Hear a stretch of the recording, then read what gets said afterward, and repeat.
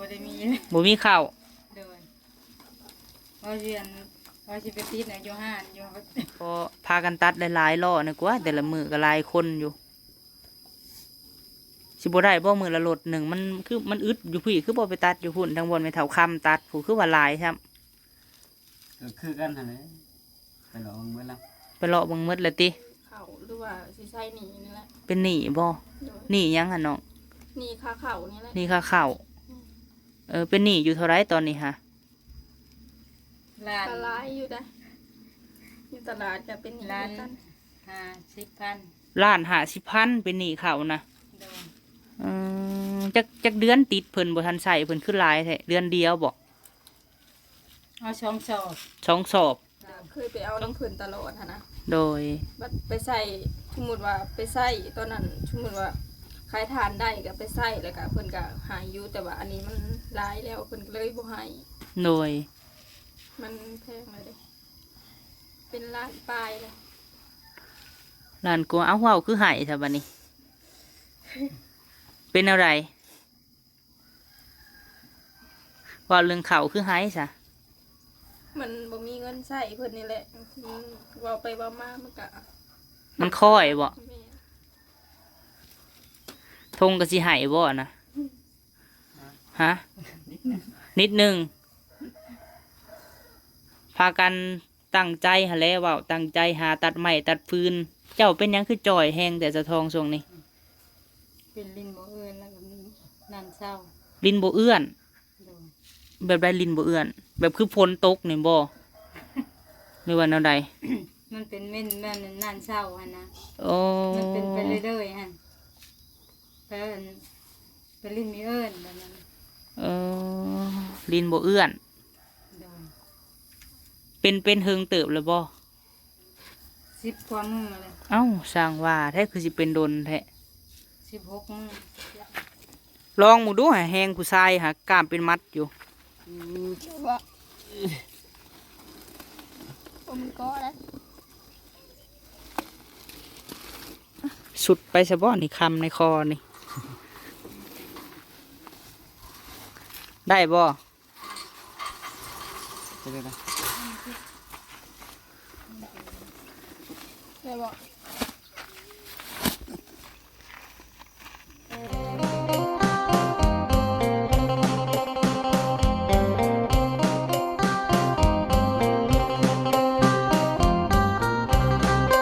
อยู่บ้านอยู่เฮือนของแม่น้องทงเพิ่นพี่น้องเอ้ยเนาะมีแนวมาให้เพิ่นเด้อพี่น้องเอ้ยมื้อนี้ก็ได้ปุ๊เนาะมาทดสอบเบิ่งว่าหลังจากว่าได้ข้าวแล้วสิขยันขันแข็งบ่พี่น้องเอ้ยตะกี้ว่าบ่มีข้าวกินแล้วอุกอังว่าบ่เฮ็ดเวียกบ่ได้นะพี่น้องเนาะมาบัดนี้ข้าวสอบบักใหญ่พี่น้องเอ้ยเอาตัวราคาดีๆมาให้เลยไปเข้าไปหาก่อนอยู่เฮือนอยู่บ่คือเปิดประตูอยู่พี่น้องเอ้ย ปัดโทเหือนซานเพิ่นพี่น้องเอ้ยเพิ่นใส่น้ำใส่ในกินน้ำอยู่นี่บ่หรือว่าจังใดเนาะโอ้เหือนซานเข้ามาเย็นแต่เด็กน้อยพี่น้องเอ้ยโอ้โทพอมีอยากคัดดิพี่น้องเอ้ยเนาะบึงคัดคือสีออกคักกันนี่เพิ่นให้ไก่ได้ขึ้นนี่เนาะ คัดอันเอาแนวคัดแข็งๆพี่น้องเอ้ยใส่แฟบใส่น้ำยาคักๆนี่โอ้เฮือนเพิ่นนี่งามไม่ดีพี่น้องเอ้ยปูกระเบื้องลายนี่งามเนาะ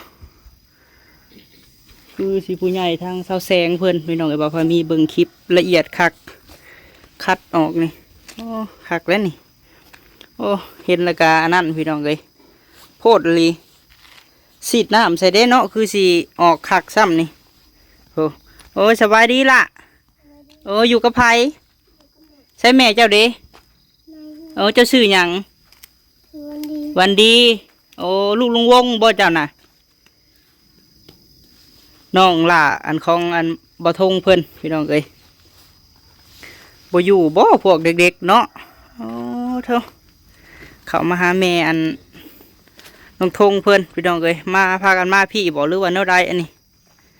โอ้เท่าคอกอหย่างนี้นี่คอกข้างเด็กน้อยบ่หรือว่าจังใด โอ้สบายดี สบายดี โดยโอ้ โอ้แมงวันหลายแห่นี่ เลยว่าเห็ดหยังกินเนี่ยนี่ ต้มผักขี้เล็ก ต้มผักขี้เหล็กโอ้โหพี่น้องเอ้ยเนาะใช้เด็กน้อยไปใช้อะไรมิดสมอยอยู่ พอได้ข้าวป้าตัดพื้นมาแล้ว ข้าวปลาตัดพื้น เลย โอ้ต้มผักขี้เหล็ก คือบ่มีทานใส่บ่หรือว่าแนวใด ดังชนมัน ดังส่วนมัน ดังเกินทาง เฮ้พี่น้องเนาะที่มาของคำว่า พื้นโดนเดียวดังไฟบ่ลุกเพิ่นว่า โธ่ดังไฟเฮ็ดกินเที่ยงบ่หรือว่าจังไดสะทอง ว่าสิต้มอ้อมกินบ่แรงต้มเมี่ยง อื เนื้อ มโดย ทอนตัดพื้นแล้วยังบ่ได้ต้ม ตัดพื้นติเผาถ่านบ่ เลย มาตั้งแต่พุ่นพี่น้องเอ้ยอ๋อผู้สาวันดีเพิ่นเด็กน้อยไปตัดพื้นเบิดกูคนบ่ โดย อืมสิออกมาแล้วบ่หรือว่าจังไดเนาะ ตัดแล้วมีแต่ชุบออก มีที่สุกออกติ เลย ตัวนี้เพิ่นบ่ทันใส่กระเบื้องเนาะทางนี้นะพี่น้องเอ้ย เลย อ๋อเนาะเข้ามาขออนุญาตขึ้นหน่อยเด้อ ต้มผักขี้เหล็กพี่น้องเอ้ยเราก็ได้ก็ลูกกุ๊กกัวไงกุ้มๆอยู่เนาะดังพื้นบัดบ่ได้ดังถ่านบ่สะทอง ทางกระดังนี่มันเบิดเลย มาก็อยู่น้ำข้นนี่สิ ลงไปชุบ ลงไหมไล่มันไว้ล่ะไว้ มันเปื้อนได้เฮือนมาขึ้นนี่ไล่มันลงโลดลูกกวาดเฮือนแหละมันสะอาดให้บอกแมงวันหลายพุ่นน่ะไล่มันลง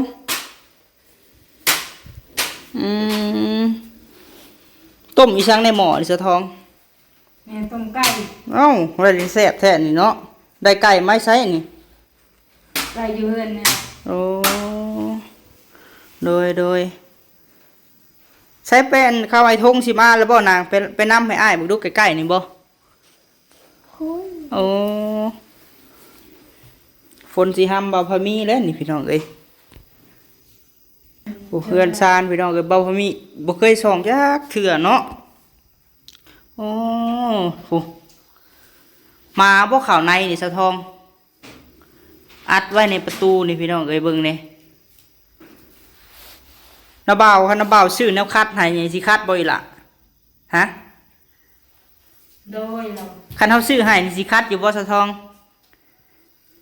หมามันเข้าบ่นี่ฮะ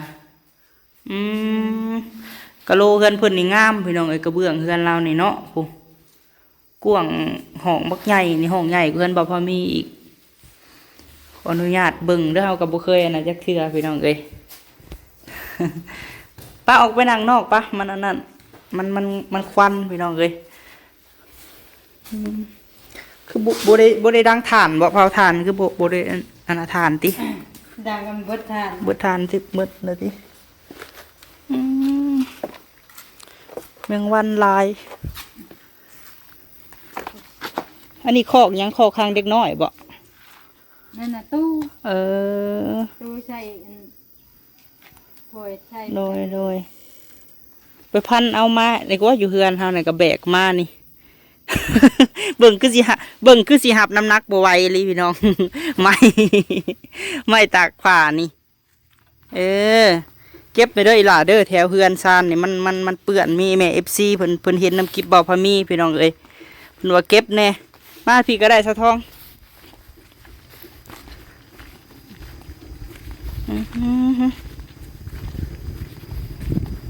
ยังบ่มาอยู่บ่ซุมนี่เนาะ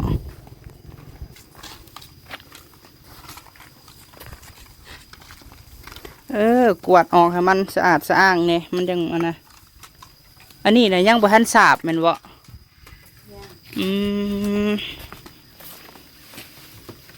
เอ้าบ่มีแนวอัดบ่ซะอันนี้ค่ะคือบ่อัดไว้นี่ มียึดเมียนล็อก บ่มีแนวล็อกบ่ มี ล็อกในกว่าเอ้ยคนเข้าได้กลางคืนนี่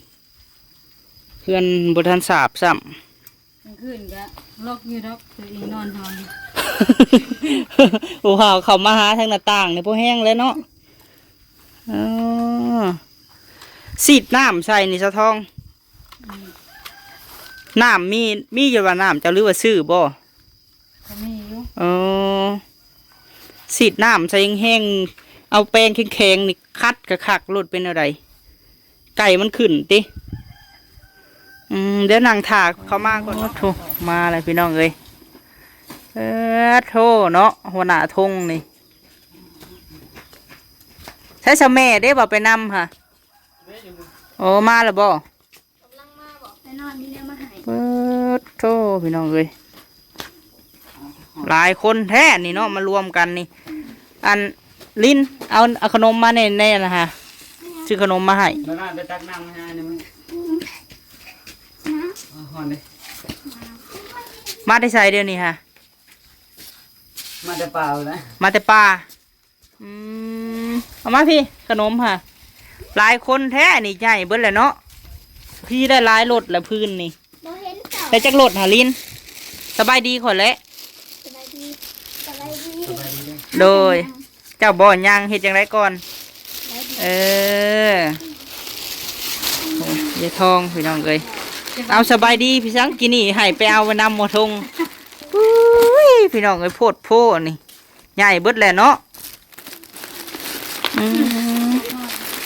เอาขนมเนี่ยเด็กๆอ้าวพี่มานั่งพี่ยายทองเอา หอนเดี๋ยวเอาจอมกินน้ำมันไปแล้วนะ วันดีเอาไปเบิดเอาให้ชุดเจ้าเลยไปแบ่งกันกินเด้อโดย มาเชื่อมึงนะเด็ก ว้าโทรลูกยายทองพี่น้องเอ้ยไปคือไปเทิงผมโพดอะไรเนาะโลหนึ่งพี่น้องเอ้ยโอ้แซ่บบ่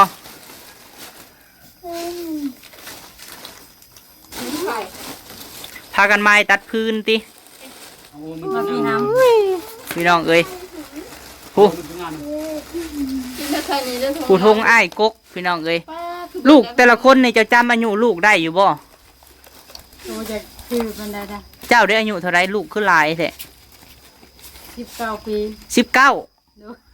ว่าดอกเนาะลูกเป็นโลอายุ49 ปีว้าวถามจุดเจือ เขาจะเจอแล้ว ฮะ โดย 19 โดย เอ้าลูกได้สับหมอทงได้อายุเท่าไรซะ 14 14 โดย เอ้าสร้างว่าแท้บัดนั่งเล่ได้ซะ 12 12เอ้าบ่น่าถามจุดเจือนะ ก็จะเจอแล้ว เอ้ามานั่งลิ้นได้สับอันนี้ นั่งเล่นกัน12 ปี 12 โดย เอ้าคือสิซ้ำกันแท้บาดนี้เนาะ ฮะเปิดได้12 ว้าวถามดีๆได้นี่ฮะ นั่งเลย18แล้วก็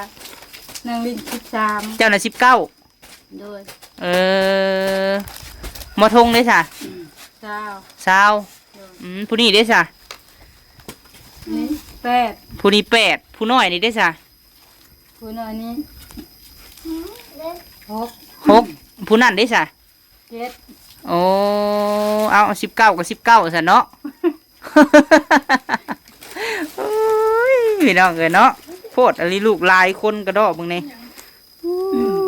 สรุปแล้วไผเป็นอ้ายเป็นน้องกันบาดนี้ เธอทงเป็นอ้าย ถ้าทงเป็นอ้าย โดย ได้แล้ว อันเจ้าน่ะ19 โดย หมอทงเท่าไหร่ก็ เจ้า สรุปแล้วนี่เจ้านี่เป็นลูกหมอทงเนาะ บ่ได้เด้อทงเด้อแม่ฉันนี่เด้อโพดอลีอันนี้หมอทงนั่งแหล่ได้เท่าไหร่กินนี่ฮะ18โอ้พี่ลึกอลีเนาะลูกเป็นโลพี่น้องเอ้ย2 4 2ผู้ที่6คนโลหนึ่งเนาะโพดอลีพี่น้องเอ้ยผู้นี้นี่ก๊อปปี้หมอทงเลยผู้นี้ฮะโอ้มาพากันมาติตัดไม้ติ โดย แต่ลายเติบบ่ตันใหม่ค่ะ เรื่องล่อหนึ่งนี้แล้วครับประธานเบิด คน7 คนได้พื้นล่อหนึ่งได้พื้นละด้นบ่ พี่น้องเอ้ยเนาะเอานั่งดีๆบาดนี้บดละบ่พี่น้องเอ้ยมาบาดนี้ยังสิทงบาดนี้ไผกินหลายกว่าหมู่นี่4มื้อขึ้นว้าเถอะ ตกอ่ะ โคตรอลีพี่น้องเอ้ยถ้าแม่นซื้อทงเดียวนี่บ่คู่แล้วนี่เนาะดีซื้อขนมศพ แต่ หนึ่ง เด้อล่ะเด้อทงมันเด้อ ใส่เลยหูจักทำความสะอาดเด้อให้มันสะอาดสะอ้าง ทงมันนี่เอาไว้เด้อ พอพอมีมามือหนาให้มันแปลนยินบ่ทงยินบ่ให้มันสะอาดสะอ้างซอยกัน ที่มาบอกเองได้สิผู้อยู่เฮือนนี่ ทงไว้เด้อทงมันเด้อ บอกเจ้าของเฮือนบ่ บอกเจ้าของเฮือน เพื่อที่มาเดินเฮือนพุ่นกัน เจ้าของเฮือนคัดนี่เด้อเฮือนหั่นเด้อเออเอานั่งขึ้นเทิงพูดไปพี่น้องเอ้ยเพิ่นเฮ็ดประตูเข้าในเนาะเฮือนเจ้านี่สะทองก็สิเอิ้นเล่าน้องก่อนพี่น้องเอ้ยเราว่าเรา19ข่อยอายุ24นั่งอยู่ฮัมนั่งงามๆได้ยิ้มใส่หน้าบ่าวได้หาส่งนะพี่มานั่งพี่แหละขึ้นมาเทิงพี่ตรงก็ขึ้นมาเทิงพี่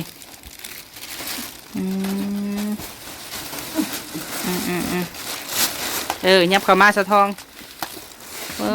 พี่น้องไอ้พอดีโลหนึ่งทงเป็นไอ้ายกกมูอายุ20แม่19นางแหล่18ผู้นั่น7ผู้น่ะ6มีผู้น้อยสุดเท่าไรฮะ6อันนี้6นี่ ใครแต่บอกว่า15นะพี่น้องเนาะแม่15ลูก12โอ้ลินได้จักปีเลยเจ้าน่ะนางจื้ออยู่บ่แม่เจ้านี่บ่ได้ฮู้สำนักอายุลูกนี่เว้าไปซื่อๆได้นี่14เจ้าได้ถ้าจื้ออยู่บ่อายุตัวเอง18ถึงแต่ผู้นี้แหละ ว่าแล้วก็เดาเนาะลูกหลายคนติ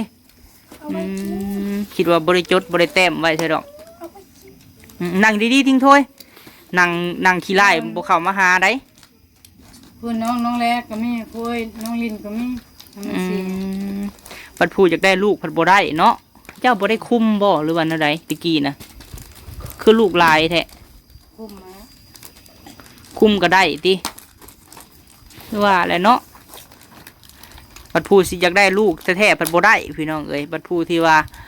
บ่กุ้มอยู่บ่กุ้มกินผัด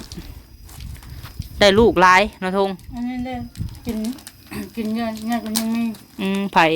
ละน้อย ละน้อยกินยาอยู่ก็ยังมียังไข้ยังว่าอัน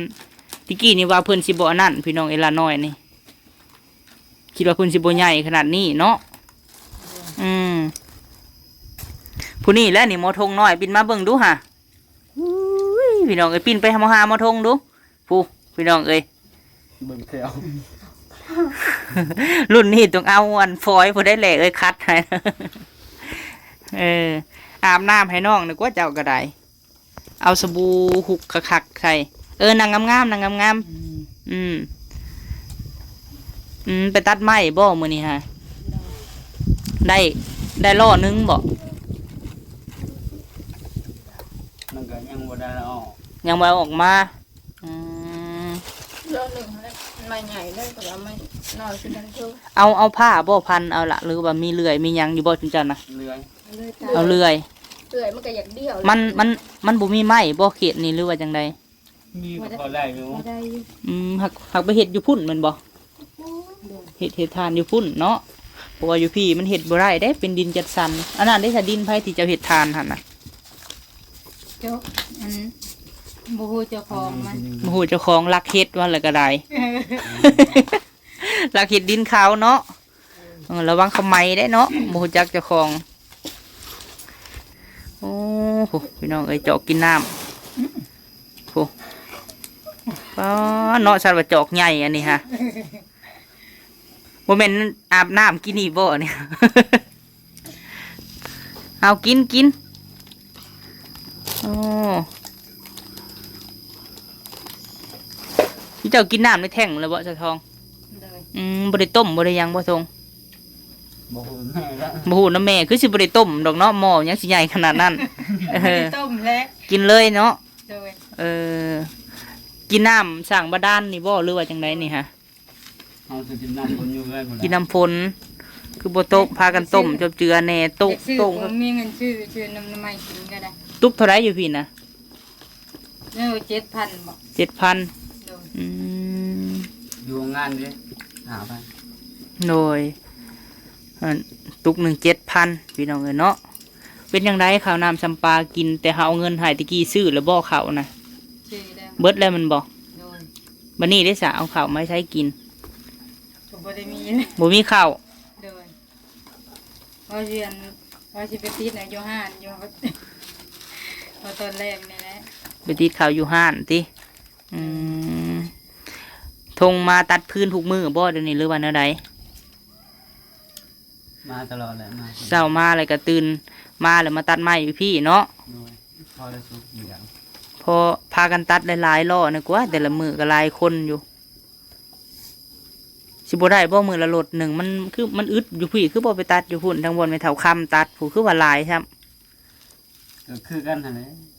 ไปลองไว้ละ ไปเลาะเบังมืดเลยติอื คือกันบ่ ม มีคืนคือกัน ตัดเตาหนึ่งนี่จักสอบเตาหนึ่งเสาทอง นี่แค่ได้มันใกล้แน่หั่นนะ เตาหนึ่งนี่ลักๆนี่ได้จักสอบฮอดอยู่บ่30-40ฮอดอยู่บ่ เนาะ บ่ฮอดได้40ในวังเช้าป่า สาวปลายอืมสาวสอบเนาะพี่น้องเนาะ10สอบกะ400,000ฮอดบ่ วังแล้วนี่นั่นได้ชาว6ชอบ สาว6สอบเฮ็ดเตาอบบ่ถึงเจ้าหรือว่าเตาเผาคือเฮาเฮ็ดนี่ ตาเผาคือเฮา เอ เฮ็ดนี่แหละ เว้าเลยก็ขายทานเตาหนึ่งน่ะบ่ได้ฮอดข้าวสอบหนึ่งเนาะเออผู้วงสิได้แล้วบ่เงินดำเงินเดือนสิได้ออกแล้วบ่หรือว่าแนวใด ก็เบิ่งอยู่เบิ่งเพื่อนที่หาบัญชีนั่นแหละคือว่ามันมาบอกว่า วัน จำ ที่ หน้า 20มัน วันที่20ยังอีกยังอีก5-6มื้อเนาะสิได้ซื้อข้าวมาไว้บ่บัดนี้หรือว่าจังได โดยคันได้ก็สิซื้อข้าวหรือว่าสิใช้หนี้นี่แหละ เป็นหนี้บ่ โดย หนี้หยังหั่นน้อง หนี้ค่าข้าวนี่แหละ หนี้ค่าข้าวเป็นหนี้อยู่เท่าไรตอนนี้ฮะ ล้าน ก็หลายอยู่ได้อยู่ตลาดก็เป็นหนี้ ล้าน เหมือนกัน 50,000 ล้าน50,000เป็นหนี้เขานะ โดย จักเดือนติดเพิ่นบ่ทันใส่เพิ่นขึ้นหลายแท้เดือนเดียวบ่ เอาช่องสอบ ช่องสอบ โดย ช่องสอบนี่กลุ่มฮอดบ่เดือนนั่งดีๆลูกนั่งดีๆตีนน่ะบ่เดมานั่งงามๆบ่งะสิกล้องบ่าวเด้อยิ้มใส่บ่ได้เด้เนาะทั้งลุ่มยิ้มบ่คือทั้งเทิงยิ้มเด้ นั่งดีๆเด้อทิ้งถ้วยเด้อโอ้จะเป็นหนี้ข้าวล้านเท่าไรก็ ล้านหนึงกับ500,000นะ ล้าน500,000 ล้านหนึงกับ50 ล้านหนึ่งกับ50,000 โดย เป็นหนี้ค่าข้าวเพิ่นว่าพี่น้องเอ้ยบัดนี้เขาบ่ให้ติดแล้วบ่ทันมีเงินใช้เขาเนาะ โดย เออ พิ่นว่าวันใช้ตัวเก่าแล้วหาตัวใหม่ วันนี้เว้ากันกับน้องผู้วงแล้วบ่ว่าสิออกกันซื้อข้าวผู้เท่าใดได้เงินมาสิแบ่งใส่หนี้ผู้เท่าใดปรึกษากับน้องอยู่บ่ผู้เป็นอ้าย ยังบ่ได้เว้ากันตอนนี้ ยังบ่ได้เว้ากันตอนนี้ แม่นยังบ่ทันอะไรเงินก็เลยยังบ่ฮู้ คือได้เงินแล้วมาหารกันบ่หรือว่าจังใด แม่น เ ได้เงินจักหอยหารตอนนี้ยังบ่ฮู้ว่ามันสิได้เท่าใดจักสิหารกันแบบใดนะ โดยขึ้นแน่อยู่บ่ถ่ายคลิปเดือนนี้ก็ได้ ก็คือขึ้นกว่าเดือนก่อนๆนี้ ขึ้นกว่าเดือนก่อน แม่น ๆมี FC เพิ่นคอมเมนต์มาเพิ่นว่าคันว่าอ่านหนังสือบ่เป็นก็ให้น้องลินเด้ออ่านให้ลินพอเป็นหนังสืออยู่บ่ พอได้อยู่เพิ่นนะ เป็นแล้วก็ให้น้องลินตอบคอมเมนต์ให้เพราะว่าผู้วงก็ตอบคอมเมนต์ได้อยู่แม่นบ่ โดย ตอบคอมเมนต์และพยายามที่ว่าเพิ่นทักมาแบบเจ้าสิเอา Facebook ขึ้นหรือว่า ID Line แล้วเพิ่นสิทักมาบางเทื่อเพิ่นอยากซอยเจ้าหรือว่าเพิ่นอยากล้มหันล้มนี่แล้วเพิ่นสิทักมาหาซุมเฮาหั่นนะความหมายมีผู้ทักมาอยู่บ่ทาง Messenger ทาง Line เบิ่งอยู่บ่ เบิ่งอยู่ โดยก็ตอบเพิ่นนั่นแหละ FC ก็ได้ถ้าว่าเงินออกก็สิหารกันว่าแหละเนาะกับอ้ายเนาะถ้ามันออกแล้วก็หารกัน คิดว่าได้เงินเดือนนี้นี่สิใช้หนี้บ่หรือว่าจังได แม่คันว่ามีข้าวแล้วก็สิใช้หนี้เพิ่นก่อนเพราะว่าติดเพิ่นโดนแล้วหั่นนะ โอ้เพิ่นบ่ได้ขึ้นดอกว่าล่ะ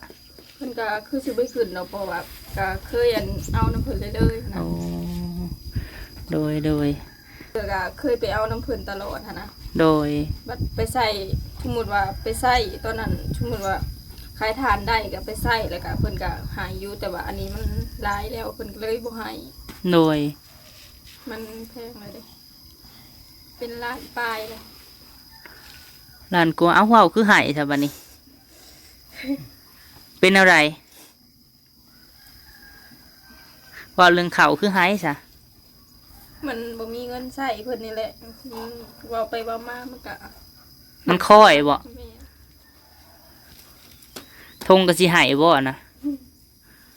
ฮะนิดหนึงพากัน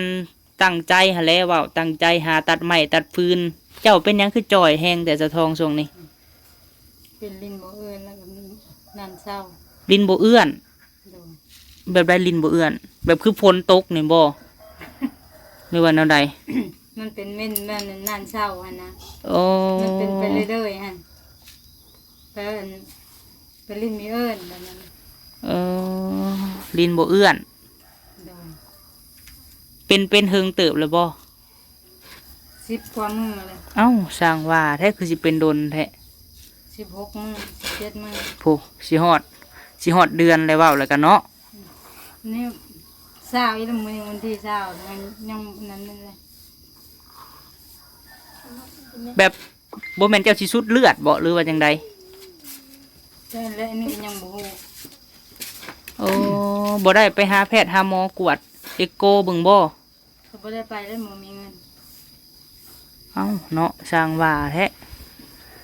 แบบเป็นแห้งเติบบ่ขออนุญาตสะทอง ก็แห้งอยู่ ช่างเป็นเนาะพี่น้องเนาะ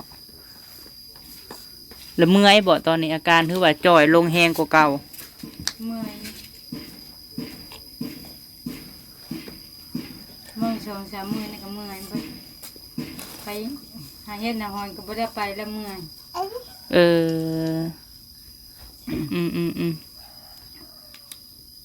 อาการบ่ค่อยดีว่าแล้วกันเนาะภายในพี่น้องเอ้ยลิ้นบ่เอื้อนเฮาก็บ่ฮู้ดอกว่าลิ้นบ่เอื้อนฮู้อยู่บ่ทง แล้วเนาะแล้วซุมเฮานี่พี่น้องเอ้ยเออ เป็นเลือดเป็นอันนั้นเด้ เออ มันเป็นเมื่อยแล้วก็จ้อยแล้วมันลงลายหั่นนะ เออ มันนั่นตูด กินหืดกินยาอยู่บ่หรือว่าแบบใด บ่ได้กินแล้วบ่มีเงินซื้อ บ่มีเงินซื้อแล้วบ่ได้กินยากะ โดย โอ้ยพี่น้องเอ้ยเนาะ กินแต่อันมีแต่ต้มน้ำห่อนกิน ต้มน้ำร้อนกินอยากแบบยังห้ามเลือดให้มันตุดประมาณนี้ให้มันหยุดเนาะ โดย เออ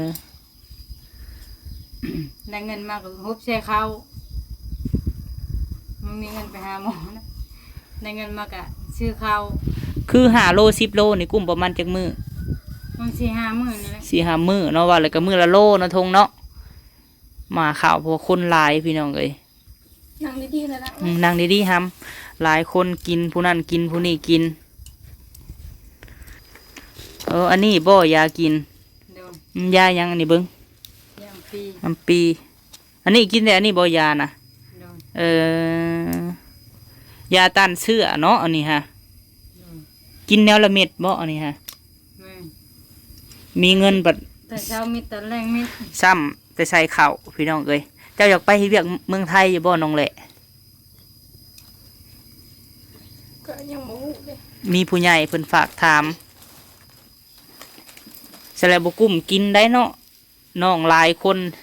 ทงเลยค่ะอยากไปเฮ็ดเวียกเมืองไทยอยู่บ่ไปติอยาก เคยไปไกลห้องบุปการ อยากเลือกแบบอิสระว่าอะไรกันเนาะแบบอยากอยู่แบบนี้ คันมีอันเอ้ยน้องจังพาไปจะ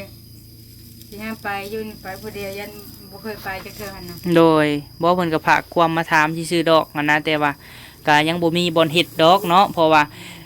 หาเงินอยู่บ้านเฮามันก็มี FC เนาะเพิ่นก็ถามมาหลายอยู่ คือบ่ไปเฮ็ดน้ำเบาเก่งอันผัวน้องละตี้เพิ่นว่าพี่น้องเอ้ยเจ้าบ่ได้ลองสมัครเบิ่งบ่ซะอันผู้วงทงบ่ได้ลองไปสมัครเบิ่งบ่ บ่เป็นหนังสือก็ได้ครับ บ่เป็นหนังสือแต่ว่ามีหลายแผนกหลายบอนที่ว่าบ่เป็นหนังสือก็มีคืออย่างเช่นพี่เกษาก็ตัดขีได้เศษได้หั่นนะ เดือนหนึ่งเริ่มต้นก็ล้านแปด นั่นน่ะเพิ่นจะไปอยู่เนี่ยนั่น บรรลูกเจ้าได้อยู่น้ำไผ่ซะ ที่ได้นั่นนะ โอ้ ก็ เขาให บ่ ญ่ เป็น เลย สีคือกันนั่นแหละก็ได้ เด็กน้อยเขาใหญ่แล้วเขาหนึ่งเขากินเอง เจ้ามีอยู่เฮาว่าเจ้านี่40ตอนนี้นะหรือว่า30ปลายหรือว่า37 38นี่แหละเจ้านะตอนนี้ได้หักคือ19ปีนี่เฮาว่าบ่แม่นเจ้าว่า19นะเขาสิเอาอยู่ซำนี้นะคือซึมเจ้านี่สมมุติเนาะนี่นางลินก็14นี่14นี่ยังเฮ็ดเวียกบ่ได้เพราะว่าเขาบ่เอาเด็กน้อย ใบสมโนยังบ่มีอันนี้ บ่มีสมโนครัวบ่ บ่ เอาอยู่แบบไรใส่อยู่ในดินนี่ อยู่น้ำแหละ อยู่กับแหล่เอาคือบ่ไผ่แม่เขาถ้าเจ้ามีคือจุนเจ้า3คนนี่สมโนคนละหัวบ่ โอ้โหเดียวแล้วเพิ่นเฮาน้ำอ้ายเพิ่น นางแหล่ไผบ่ทันดึงแม่เขาสมโนบ่ แม่ คือบ่เอาเพิ่นเขาซะ ยังบ่เอาเขา น้องได้สามีบ่สมสื่อในสมโนนะบ่มี มีแต่2คนเพิ่นนั่นแหละก็พอกับเด็กน้อยยังบ่ทันมี ก็ครอบครัวเดียวกันเนาะคือบ่ดึงสมโนเขาแบบเป็นหัวเดียวเลย ตอนนั้นพอเพิ่นอยู่น้ำผัดไปเล่นสมโนอยู่แต่บ้านเพิ่นแล้วไปน้ำผัดเพิ่นไปเสียก่อนใช่ยังบ่ทันแล้วครับ มาอยู่ในนี่ได้ถ้าแจ้งบ้านนะบ่มาอยู่ในนี่ฮะเจ้าต้องเข้าสมโนครัวแม่อยู่ไสก็ได้เพราะว่าเป็นหันเป็นหนีมาแบบเป็นถอยเป็นครัวมีหยังต่างๆเพิ่นสิบ่เว้าให้เฮาได้ถ้าว่าเฮาบ่ได้อยู่นํบ้านนั่นนะมีแต่ว่าไปแจ้งบรรทัดเด้อ มาละ12 หลักเฮาต้องเสียเงินสมาคมซอยเพิ่นเว้าแล้วก็ได้ถ้าว่ามีคนล้มคนเสียอีหยังก็ผู้ละ20,000เพิ่นสิมาเก็บ20 30นี่แหละ เจ้าก็เจ้าเสียอยู่บ่เจ้าน่ะ เสียแล้วแต่ละ เจ้าเด้ค่ะ ก็เสียนำกัน เสียน้ำกันนี่แหละ เว้าแล้วก็เจ้านะเข้าสมโนกับหมอทงเนาะเพราะว่าตอนนั้นกูเห็นเบาเสียงแล่นไห้แม่นบ่แล่นสมโนครัวไห้เนาะเว้าแล้วก็ผู้วงนี่เบาเสียงเข้าไห้น้องทงกับผู้วงนี่เข้านํกันสมโนเดียวกันแต่ว่ายายทองกับลูกหลายๆคนผู้นี้นี่ยังบ่ทันเข้าคันเข้าก็ได้เสียพี่น้องเนาะได้เสียเพิ่มแบบเอาคนเข้าเพิ่มหั่นนะจุมเจ้ากับผู้หมอทงกับผู้วงนี่เข่าแล้วหัวหนึ่งแล้วก็มีรายชื่ออยู่หันแต่ว่าซุมนี้นี่ยังบ่ได้เข้าเนาะเพราะว่าไปเฮ็ดเวียกกับบ่เป็นหนังสือกะเฮ็ดแผนกที่ว่าบ่เป็นหนังสือเว้าแล้วก็ได้แผนกตัดเศษได้วัดกวดอีหยังก็ได้เพราะว่าเจ้าก็ยังหนุ่มอยู่เด้บัดผู้วงอีกหมอทงอีกก็เฮ็ดคือสิตื่มกันนี่ได้หลายอยู่เฮาว่าพอได้ตื่มกันอย่างเก่งกับจุนเจ้าแต่ละเดือนมาก็ได้อยู่ได้เข่าเดือนหนึ่งโบแมนฮอด2-3 สอบผลบ่3 คนนี่ลิ้นนี่สาวบ่ได้ของเฮียนบ่ ออกแล้วบ่ ออกแล้วบ่ นี่ครับ ออกแล้วเฮ็ดหยังซอยเอื้อยแต่ละมื้อนี่ถ่ายคลิปเฮ็ดเวียกเฮ็ดเวียกซ่านนี่แล้วล้างถ้วย โดย ถ่ายคลิป ข้าว1น้ำ ถ่ายคลิปก็ถ่ายโลดคือข่อยบอกแล้วผู้วงเอ้ยถ้าคลิปหยังก็ถ่ายลงโลดคลิปหยังก็ได้ ดี เห็ดอยู่เห็ดกินก็ถ่ายไปหลายคลิปก็พอได้ตื่มกันเล็กๆน้อยๆนี่แหละนี่เจ้าหลายคนนี่ข่าวน้ำมันก็บ่ถ่วงบ่ทันเนาะ โดย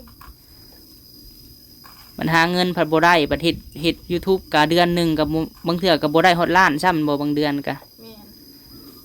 บ่ได้เงินบัดซื้อข้าวบัดนี้ ข้าวค่อยเป็นอันนี้แล้วมัน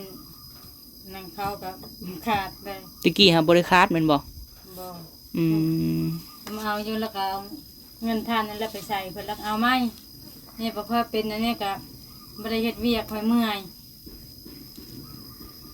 แม่นแล้วเลือดออกตลอดเนาะว่าแล้วกันพี่น้องเอ้ยเจ้าคือบ่หาได้เงินมาแล้วพาแม่ไปกวดเบิ่งแน่ได้เงินมาได้เงินเดือนสิมานี่ก็พาแม่ไปกวดเบิ่งหั่นนะทงแพทย์หมอเพิ่นสิว่าแนวใดหั่นนะเพราะว่าย่านว่าป้าไว้หึงแล้วมันสิเป็นแนวอื่นได้สะทองเอ้ยเอาซะข่อยมามื้อนี้ข่อยซื้อข้าวมาให้เด้ออยากได้อยู่บ่ ได้ สิได้ข้าวกินแล้วบัดนี้เนาะ ยาวนะมาถู ดีใจอยู่บ่ได้ข้าวกินเลยได้ข้าวแล้วตั้งใจเฮ็ดเวียกเด้อป้าไปเอาน้ำข่อย คงบ่นะการ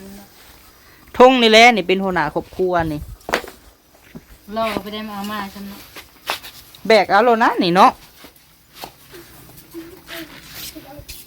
ดินเข้าไปอันใครประตูได้ไหม ขายตัวนี้ก็ได้นางนี่ตัวนี้ก็ได้ ตัวนี้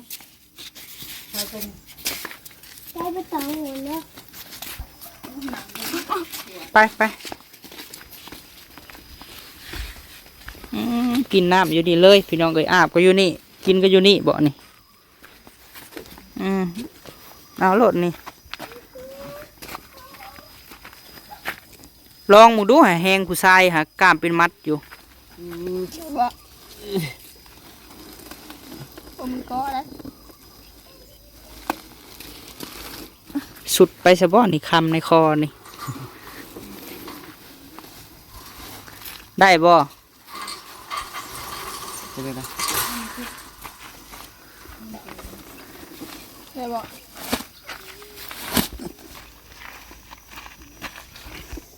ใส่ละประตูนะคือบ่ใครอ่ะ ดินใครนะแม่ โอ้ไปเอาขึ้นไปไหวบนกินนี่ก็ได้ข้าวสาร50 กิโลไปน้องเอ้ย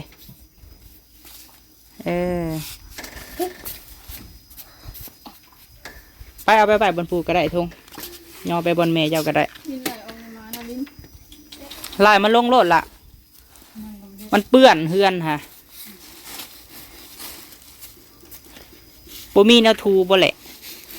มีอยู่แต่ว่ายังไม่ได้ทูเลย อ๋อแม่ไม่ โทษพี่น้องเอ้ยมาบาทนี้พี่น้องเอ้ยข้าวสารมาแล้วเนาะ50 กิโลมานั่งอยู่บ้านนี้สิให้ขอบบุญขอบคุณผู้ใหญ่เพิ่นกุ้มเพิ่งเติบอยู่บ่คือสิกุ้มได้หลายมืออยู่เนาะบัดนี้ได้เข่ามาฮอดเฮือนฮอดชาติเลยพากันเฮ็ดเวียกเด้อบัดนี้ทงเป็นหัวหน้าครอบครัวที่ได้มีเข่าวมีน้ำกินแล้วบัดนี้ ดีใจอยู่บ่ ดีใจนะ ดีใจว่ะ ผู้วงเด้ค่ะ ดีใจ ได้ข้าวสาร50 กิโลคอยซื้อมาให้เป็นเงินของแม่ใจดีจากสวิตเซอร์แลนด์เด้อเพิ่นกะฝากความมาเพิ่นว่านั่นแหละที่คอยถามเพิ่นว่าผู้วงบ่อยากไปเฮ็ดเวียกฝั่งไทยบ่เพิ่นว่านะหลังจากว่าได้ข้าวได้น้ำก็พากันตั้งจิตตั้งใจใหม่เด้อทงเด้อเจ้าเป็นอ้ายเจ้าเป็นหัวหน้าครอบครัวแนะนำน้อง4-5 คนจากที่ว่าได้ตัดพื้นมือละเทือละล่อให้มันได้มือละรถเด้อเฮ็ดเตาใหญ่ๆโลดให้มันได้40-50 สอบมันจังได้กุ้มกินว่าแล้วก็ครอบครัวเฮาครอบครัวใหญ่อย่างบ่ได้เดือนหนึงให้มันได้3 สอบเขาฮะสอบ1 700,000 ปลาย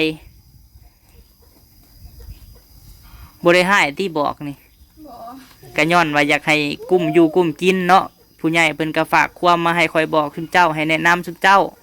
เพราะว่าคนเฮามันก็บ่คือกันว่าแล้วกันเนาะสิให้เฮาคือคุณเจ้ามันก็เป็นไปบ่ได้อยากให้คุณเจ้าคือเฮาเป็นคือเฮาตอนนี้มันก็เป็นไปบ่ได้เนาะเพราะว่าคนเฮามันลูกคนละพ่อละแม่พี่น้องขนาดว่าลูกแม่เดียวแนวคิดยังบ่คือกันเนาะว่าแล้วก็มีแต่ว่าอันใดมันสิกุ้มอยู่กุ้มกินเนาะก็ให้พากันเฮ็ดพากันหาเพราะว่าเฮือนซานคือกันอันใดที่ว่ามันสะอาดก็ให้พากันทูเด้อแหละเด้ออันใดว่ามันบ่งามมันหกมันเหือกก็ให้พากันเก็บจูดอาหารเนี่ยอยู่แนวกินคือกันอันใดมันสิกลุ่มครอบครัวก็พากันหามาใส่หลักๆก็คือเสาทองเนาะก็แนะนำลูกๆหั่นแหละเฮาก็อยากบอกเจ้านะว่าอันใดมันสิพออยู่พอกินข้าวน้ำซ้ำปลากะบัดนี้ห้องจากอันยายทองก็คือหมอทงเนาะเป็นอ้ายของผู้วงห้องจากหมอทงก็คือนางแหละนะก็ให้บอกกันว่าเฮาเดือนนี้สิได้ข้าวจักสอบนั่งจุ๊บเจือลูกนั่งจุ๊บเจือนางนี่ปิ่นมาเบิ่งกล้องคอยพี่เฮากับบ่แม่นว่ามีบ่มีจุดประสงค์หยังเนาะที่เข้ามากับผู้ใหญ่เพิ่นมอบหมายให้แล้วก็อันใดที่ว่าบอกกันได้ก็บอกกันเนาะบางเทื่อแนวคิดเฮามันก็บ่คือกันพี่น้องเนาะคือฮู้หั่นแหละคนเฮามันบ่คือกันอันใดที่เฮาบอกสอนได้ก็บอกไปพี่น้องบางเทื่อทงเนาะหรือว่าแหล่หรือว่าครอบครัวเพิ่นยังคิดบ่ได้นะพี่น้องเฮาก็บอกเพิ่น มีแต่ว่าชุนเจ้าต้องแบ่งกันว่าเฮาหาเงินเดือนนี้เนาะกะหารกันว่าเงินใครทานนี่ได้เท่านี้เงินเฮ็ด YouTube ได้เท่านี้แล้วก็ซื้อข้าวมาไว้เพราะว่าทุกมื้อในเฮาก็อยู่ได้น้ำข้าวหลังจากว่ากองทานกองนี้เนาะแบบเฮาขายเบิดแล้วก็กองใหม่ก็ให้มันได้ทมได้จูดได้เผาต้องแบ่งแบบนี้อันจะสิว่าแนวใดต้องแบ่งเวียกถ้าเฮาสิเฮ็ดเวียก1 2 3 4 5เวียกมือเดียวมันก็บ่ได้ต้องแบ่งเอาอย่างเช่นเนาะน้องหลายคนเอามื้อนี้ทูเฮือนซะหลังจากทูเฮือนมื้อต่อไปนี่พากันเฮ็ดแนวอื่นมันก็เหลือกินหั่นนะบ่เหลือก็พอกินเฮาก็สิบ่หิวเพราะว่าจุนเจ้าครอบครัวใหญ่ถ้าเฮาสิได้ข้าวซำนี้และสิท่าให้ข้าวจำนวนนี้เบิดแล้วเฮาสิไปหามาใหม่แล้วมันสิบ่พอกินน้องเอ้ยบ่ให้แล้วว่าอ้ายบอกสาวทองเลยสาวบ่ให้บ่เฮาบอก บ่ บ่เอาบอกก็ยังย้อนว่าอยากให้กลุ่มอยู่กลุ่มกินนั่นแหละเนาะเพราะว่าชีวิตก็ดีขึ้นเพื่อนได้สละไผเป็นคนซอยเพื่อนนี่นะ ทั้งแม่เพิ่นหลายคนนั่นแหละ หั่นแหละคืออ้ายเขามาถ่ายเจ้าเพิ่นก็เบิ่งคลิปและผู้ใหญ่หลายท่านผู้เพิ่นเคยซอยเจ้าเพิ่นก็เบิ่งว่าครอบครัวนี้เฮาซอยแล้วเพิ่นสิกระตือรือร้นบ่เพิ่นสิเฮ็ดสิหาคือเก่าบ่หั่นนะถ้าว่าแบบเฮาพลิกผันชีวิตตัวเองได้แบบดีขึ้นเพิ่นก็กลับมาซอยอีกคืออ้ายว่าแหละเสร็จแล้วเฮาก็ต้องเป็นที่พึ่งของเฮาให้ดีที่สุดเข้าใจเนาะอันนี้ก็อ้ายบอกเจ้าบางเทื่ออันนั้นพี่น้องเอ้ยน้องเพิ่นก็ยังบ่อันนั้นเนาะเอาเป็นว่ากับซัมนี่แหละน้องเอ้ยขอบบุญขอบคุณแม่ใจดีเพิ่นเนาะจากสวิตเซอร์แลนด์เด้อฝากให้ทุกคนขอบบุญขอบคุณเพิ่นแน่เนาะโดยไปสิขอบบุญขอบคุณก่อนก็ได้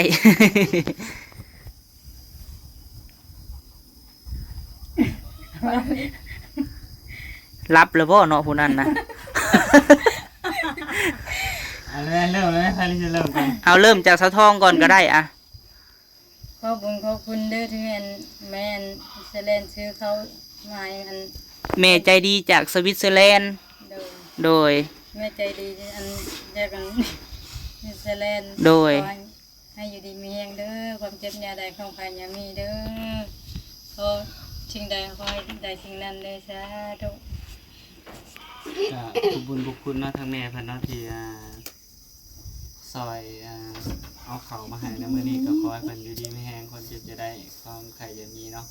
เดินทางไปใส่มาใส่ก็ขอให้ปลอดภัยให้อายุมั่นขวัญยืนเด้อ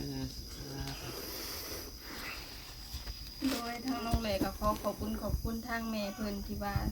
ซื้อเขาวมาให้ก็ขอให้แม่เพิ่นอยู่ดีมีแห้งความเจ็บอย่าได้ความขายอย่ามีปรารถนาสิ่งใดก็ขอให้ได้สิ่งนั้นเดินทางไปใส่มาใส่ก็ขอให้ปลอดภัยให้เพิ่นร่ำรวยเด้อสาธุ